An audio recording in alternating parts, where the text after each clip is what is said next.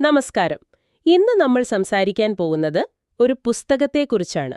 ഉം, പക്ഷെ ഇത് നമ്മൾ സാധാരണ പറയുന്ന പോലെ ഒരു പുസ്തകമല്ല, ഉം. വർത്തമാന പുസ്തകം. അതെ, മലയാളത്തിലെ ആദ്യത്തെ യാത്രാവിവരണം എന്നൊക്കെ നമ്മൾ കേട്ടിട്ടുണ്ടെങ്കിലും സ്കൂളിലൊക്കെ പഠിച്ചിട്ടുണ്ട്. പഠിച്ചിട്ടുണ്ട്. പക്ഷെ അതിന്റെ ഉള്ളിലേക്ക് പോകുമ്പോഴാണ് നമുക്ക് മനസ്സിലാവുക അതൊരു യാത്രാവിവരണം മാത്രമല്ല.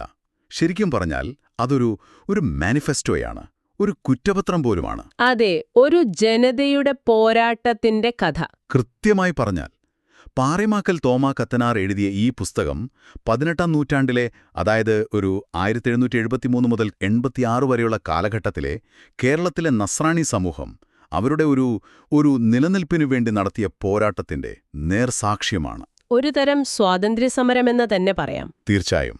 അപ്പോ നമ്മൾ ഇന്ന് ഈ പുസ്തകത്തെയും അതുമായി ബന്ധപ്പെട്ട കാര്യങ്ങളെയും മുൻനിർത്തി ചർച്ച ചെയ്യാൻ പോകുന്നത് ഇതാണ്. എന്തായിരുന്നു ആ കാലത്തെ യഥാർത്ഥ പ്രശ്നങ്ങൾ? എന്തിനായിരുന്നു ഇത്രയും വലിയ ഒരു സാഹസിക യാത്ര അവർ യൂറോപ്പിലേക്ക് നടത്തിയത്? ആ യാത്രയുടെ ലക്ഷ്യമെന്തായിരുന്നു? അത് വിജയിച്ചോ? അതോ പരാജയപ്പെട്ടോ?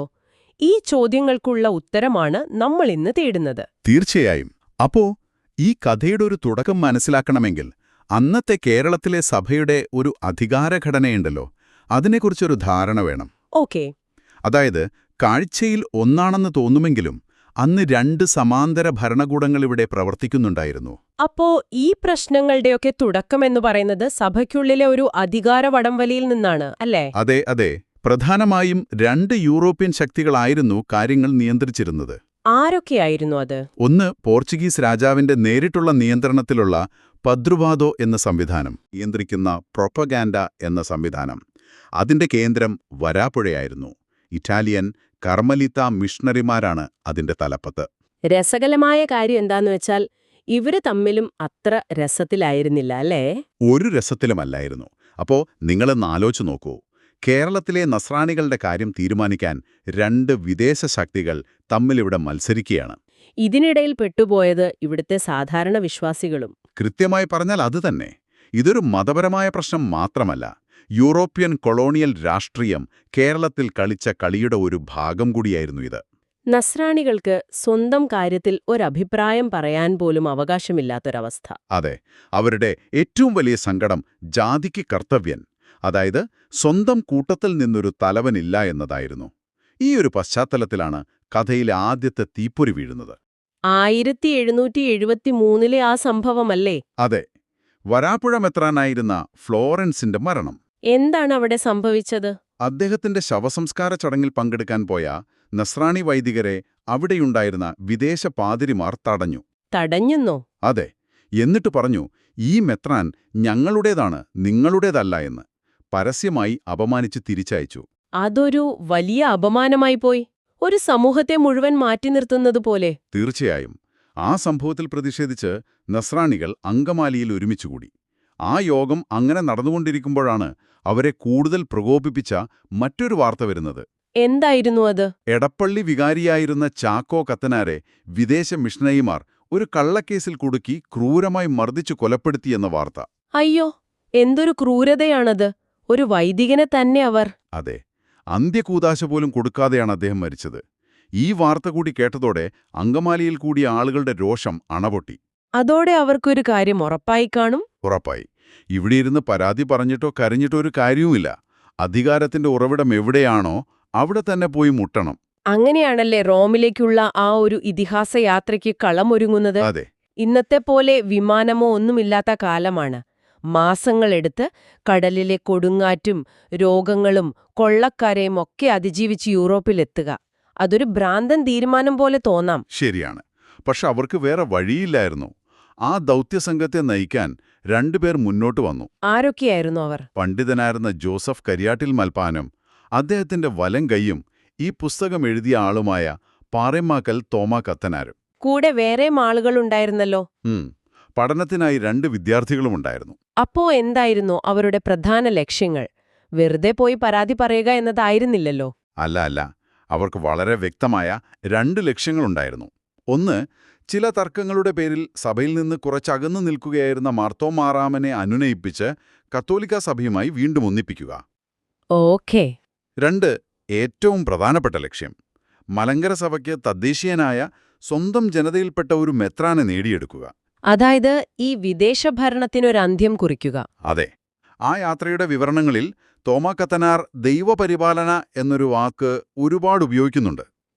അതായത് ദൈവം അവരെ വഴി നടത്തുന്നു എന്നൊരു തോന്നൽ. അതെ. അവരുടെ വിശ്വാസത്തിന്റെ ശക്തിയായിരുന്നു ആ യാത്രയിലെ ഊർജം. ഉദാഹരണത്തിന്, അവർ യാത്ര തിരിച്ചത് നല്ല മഴക്കാലത്താണ്. പക്ഷെ യാത്രയിലുടനീളം മഴ കാരണം ഒരു തടസ്സവും ഉണ്ടായില്ല എന്ന് അദ്ദേഹം എഴുതുന്നു. കപ്പലിൽ വെച്ച് കരിയാട്ടിൽ മൽപ്പാനൊരു അസുഖം വന്ന കാര്യം പറയുന്നുണ്ടല്ലോ. ഉണ്ട്. മാരകമായ ഒരു രോഗം പിടിപെട്ടു. മരണമുറപ്പിച്ചതാണ്. പക്ഷെ പ്രാർത്ഥനയുടെ ഫലമായി അദ്ദേഹം അത്ഭുതകരമായി രക്ഷപ്പെട്ടു.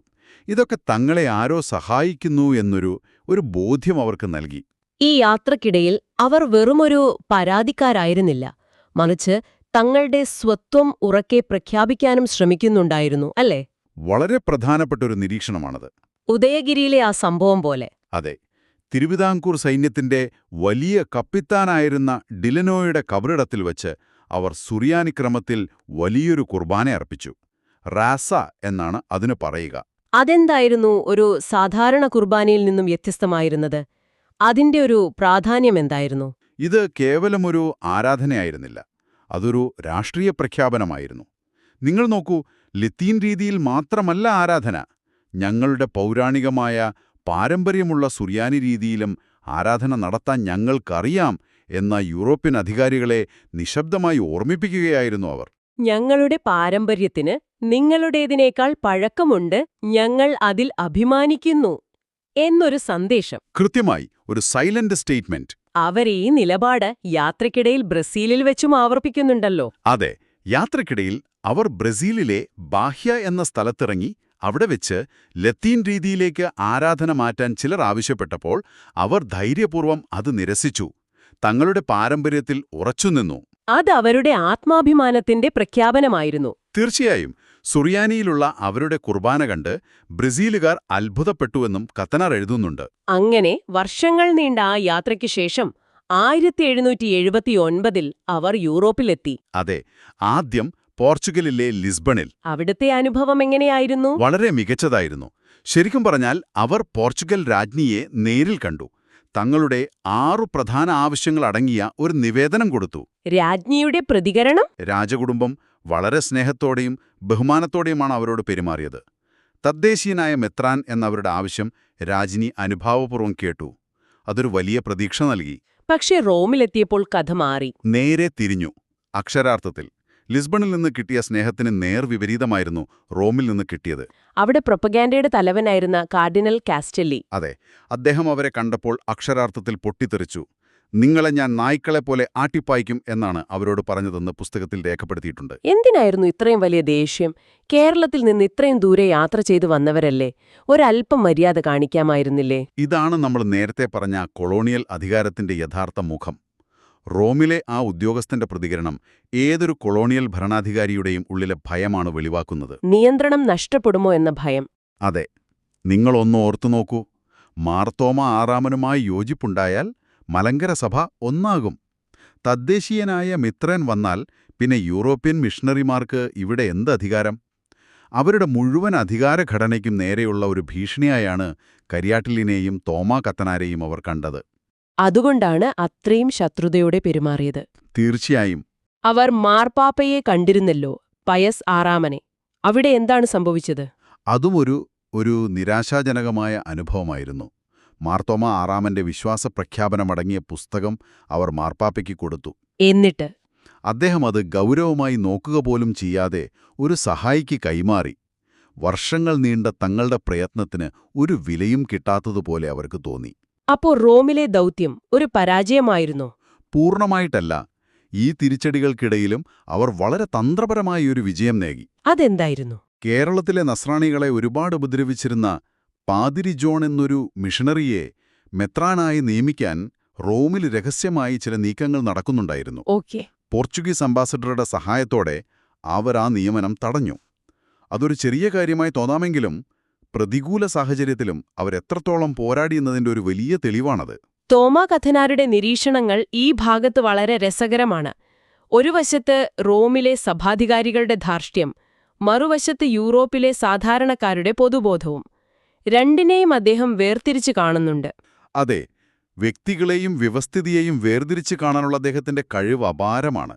റോമിലെ പള്ളികളും ആശുപത്രികളും അനാഥാലയങ്ങളും ഒക്കെ കണ്ട് യൂറോപ്യന്മാർക്ക് പൊതുനന്മയിലുള്ള താൽപ്പര്യത്തെ അദ്ദേഹം ആത്മാർത്ഥമായി പ്രശംസിക്കുന്നുണ്ട്. അതേസമയം തങ്ങളെ അപമാനിച്ച ഉദ്യോഗസ്ഥരെ നിശിതമായി വിമർശിക്കുകയും ചെയ്യുന്നു. അതെ, അങ്ങനെ എല്ലാ പ്രതിസന്ധികൾക്കും ഒടുവിൽ ആ വലിയ വാർത്ത വന്നു, അല്ലേ? അതെ, റോമിലെ എല്ലാ എതിർപ്പുകളെയും അതിജീവിച്ച് പോർച്ചുഗൽ രാജ്ഞി ഒരു ചരിത്രപരമായ തീരുമാനമെടുത്തു. എന്തായിരുന്നു അത്? 1782-ൽ ജോസഫ് കരിയാറ്റിൽ മൽപ്പാനെ കൊടുങ്ങല്ലൂർ അതിരൂപതയുടെ മെത്രാപ്പോലിത്തയായി നിയമിച്ചു. ഒന്നാലോചിച്ചു നോക്കൂ, വർഷങ്ങളോളം അനുഭവിച്ച അപമാനങ്ങൾക്കും കഷ്ടപ്പാടുകൾക്കുമൊടുവിൽ സ്വന്തം നാട്ടുകാരനായ ഒരാൾ മെത്രാപ്പോലിത്തയാവുന്നു. അതൊരു സാധാരണ വിജയമല്ല, ഒരു ജനതയുടെ ആത്മാഭിമാനത്തിന്റെ വിജയമാണ്. ആ യാത്രയുടെ ഏറ്റവും വലിയ നേട്ടം. അതായിരുന്നു ക്ലൈമാക്സ്. പക്ഷേ കഥ അവിടെ തീർന്നില്ല. ആ സന്തോഷത്തിനധികം ആയുസ്സുണ്ടായിരുന്നില്ല. ഇവിടെയാണ് കഥയിൽ ചതിയുടെയും വഞ്ചനയുടെയും ഒരു പുതിയ അധ്യായം തുടങ്ങുന്നത്. അതാരാണ് വില്ലനായി വരുന്നത്? ലിസ്ബണിൽ അവരെ ഒരുപാട് സഹായിച്ച പാതിരി കായത്താനോ എന്നൊരാൾ. അയാളെന്താ ചെയ്തത്? സ്വന്തം കാര്യസാധ്യത്തിനായി അയാൾ അവർക്കെതിരെ തിരിഞ്ഞു. അയാൾക്ക് ഗോവയിലെ മെത്രാൻ സ്ഥാനം വേണമായിരുന്നു. അതിനായി കരിയാട്ടിലിന്റെ നിയമനം വൈകിപ്പിക്കാൻ അയാൾ പല കളികളും കളിച്ചു. അതോടൊപ്പം കേരളത്തിൽ നിന്നും പ്രശ്നങ്ങൾ ഉണ്ടായി. ഇവിടുത്തെ മിഷണറിമാർ തുടർച്ചയായി കള്ള റിപ്പോർട്ടുകൾ യൂറോപ്പിലേക്ക് അയച്ചുകൊണ്ടിരുന്നു. എന്നിട്ടും അവർ തളർന്നില്ല. ഇല്ല, എല്ലാ തടസ്സങ്ങളും നീക്കി 1785-ൽ അവർ ലിസ്ബണിൽ നിന്ന് മടക്കിയാത്ര ആരംഭിച്ചു. നീണ്ട 13 വർഷത്തെ പ്രവാസത്തിനു ശേഷം ഒരു വിജയിയായി, സ്വന്തം ജനതയുടെ മെത്രാപ്പോളിത്തയായി കരിയാട്ടിൽ മടങ്ങിവരുന്നു. ആ രംഗവും ഓർത്തുനോക്കൂ. 1786-ൽ അവർ ഗോവയിൽ കപ്പലിറങ്ങി കേരളത്തിലേക്ക് എത്തുന്നതിന് തൊട്ടുമുമ്പുള്ള അവസാനത്തെ താവളം. അതെ, പക്ഷേ അവിടെ വെച്ചാണ് ആ ദുരന്തം സംഭവിക്കുന്നത്. അതെ, മെത്രാപ്പോലിത്തയെ അഭിഷിക്തനായ ജോസഫ് കരിയാട്ടിൽ ഗോവയിൽ വെച്ച് ദുരൂഹമായ സാഹചര്യത്തിൽ മരണമടയുന്നു. 1786 സെപ്റ്റംബർ 10. പുസ്തകത്തിന്റെ അവസാന ഭാഗം വളരെ നാടകീയമാണ്. ശത്രുക്കൾ അദ്ദേഹത്തെ വകവരുത്തി എന്നൊരു ശക്തമായ സൂചന നൽകിയാണ് തോമാ കത്തനാർ ആ വിവരണം അവസാനിപ്പിക്കുന്നത്. അതെ, ഒരു സമൂഹത്തിന്റെ മുഴുവൻ സ്വപ്നവും ആ മരണത്തോടെ ഇല്ലാതായതുപോലെ. അപ്പോൾ ഇത്രയും കഷ്ടപ്പെട്ടതൊക്കെ വെറുതെയായോ? ഇതൊരു സമ്പൂർണ്ണ പരാജയമായിരുന്നില്ലേ? ഒറ്റ നോട്ടത്തിൽ അങ്ങനെ തോന്നും. ലക്ഷ്യം കയ്യിലെത്തിയെന്ന് തോന്നിച്ച നിമിഷം അത് തട്ടിപ്പറിക്കപ്പെട്ടു. പക്ഷേ ചരിത്രം അവിടെ അവസാനിക്കുന്നില്ല. വർത്തമാന പുസ്തകത്തിന്റെ കഥ അവിടെ അവസാനിക്കുന്നുണ്ടാവാം, പക്ഷേ ആ പോരാട്ടത്തിന്റെ കഥ അവസാനിക്കുന്നില്ല. അതെങ്ങനെ? കരിയാറ്റിലിന്റെ മരണശേഷം എന്തു സംഭവിച്ചുവെന്ന് നമ്മൾ നോക്കണം. അദ്ദേഹത്തിന്റെ കൂടെയുണ്ടായിരുന്ന, ഈ പുസ്തകം എഴുതിയ പാറേമാക്കൽ തോമാ കത്തനാർ, അദ്ദേഹം സഭയുടെ താൽക്കാലിക ഭരണാധികാരിയായി. അതെ, ഗവർണദോറായി ചുമതലയേറ്റു. ഒരു തദ്ദേശീയൻ ആദ്യമായി ആ പദവിയിലെത്തി. ഓക്കേ, അപ്പോൾ കരിയാറ്റിൽ മെത്രാനായില്ലെങ്കിലും അദ്ദേഹത്തിന്റെ കൂടെയുണ്ടായിരുന്നയാൾ ഭരണത്തിന്റെ തലപ്പത്തെത്തി. അതെ, അതുകൊണ്ട് നമ്മൾ അവസാനം ചിന്തിക്കേണ്ട ചോദ്യം ഇതാണ്: ജോസഫ് കരിയാട്ടിലിന്റെ മരണം ആ ദൗത്യത്തിന്റെ സമ്പൂർണ്ണ പരാജയമായിരുന്നോ? അതോ ആ ദുരന്തം ഒരു പുതിയ തുടക്കത്തിന് വഴിവെക്കുകയായിരുന്നോ? സ്വന്തം ജനതയിൽ നിന്നൊരാൾ സഭയെ ഭരിക്കണം എന്ന അവരുടെ ഏറ്റവും വലിയ സ്വപ്നം ഒട്ടും പ്രതീക്ഷിക്കാത്ത ഒരു വഴിയിലൂടെ ആ ദുരന്തത്തിന് ശേഷം യാഥാർത്ഥ്യമാവുകയായിരുന്നു എന്ന് നമുക്ക് പറയാൻ കഴിയുമോ? ശരിയാണ്. ഒരു ദുരന്തം എങ്ങനെയാണ് ഒരു പുതിയ വാതിൽ തുറക്കുന്നത് എന്നതിന്റെ ഉദാഹരണമായി ഇതിനെ കാണാൻ കഴിയുമോ? അതെ, വളരെ ഇൻട്രസ്റ്റിംഗ് ആയ ഒരു ചിന്തയാണത്. ഒരു ദുരന്തമായി അവസാനിച്ചെന്ന് കരുതിയ ഒരു കഥ ഒരുപക്ഷേ മറ്റൊരു തരത്തിലുള്ള വിജയത്തിന്റെ തുടക്കമായിരുന്നിരിക്കാം. നിങ്ങൾക്ക് ആലോചിക്കാൻ ഈയൊരു ചോദ്യം നൽകിക്കൊണ്ട് നമ്മൾ ഇന്നത്തെ ഈ ചർച്ച അവസാനിപ്പിക്കുന്നു.